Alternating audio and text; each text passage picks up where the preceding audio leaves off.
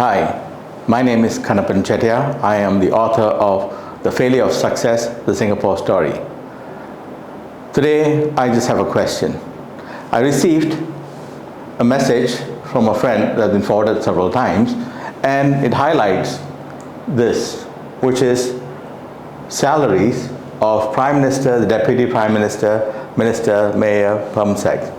I don't know what you see, or maybe the government or the People's Action Party thinks that the people do not understand what zeros mean.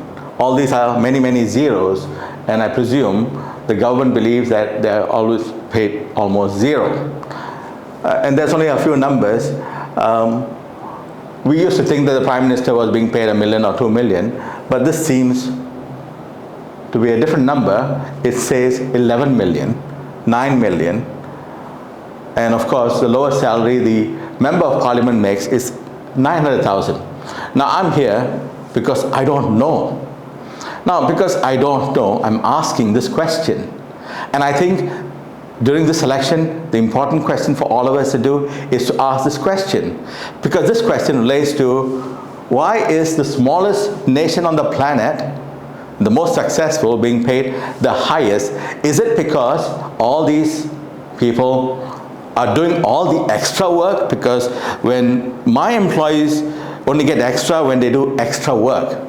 Now, it seems to me that these guys who are paid many, many zeros are not doing anything extra, because the government machinery actually runs the whole thing.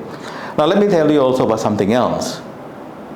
Artificial intelligence is coming in. And I've written another book, and that book highlights quantum intelligence. What it's all showing is many, many people in the world are going to lose a job. Many of my fellow Singaporeans are going to lose their jobs too. Now the question is this: does it show that our government, who is running it, making the minimum decision and just copying and pasting the same decision as they did yesterday from Lee Kuan Yew's time, they deserve many zeros which they claim to be making? In other words, they claim that they're being paid peanuts.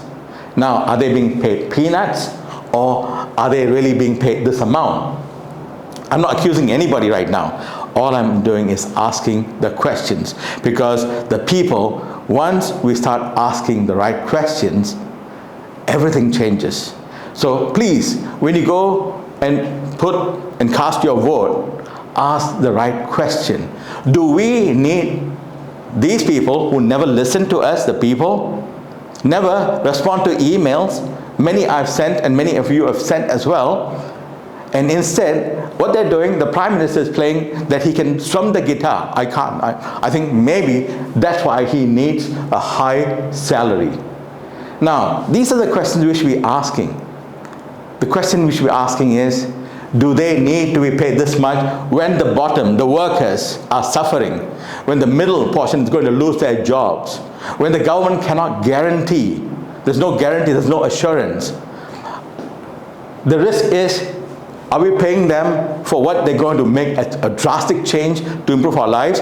Or do we want a representative in government who may not have their experience, but who's going to do the same thing? Use the government machinery. If you cannot, use quantum intelligence or artificial intelligence to get the right answers.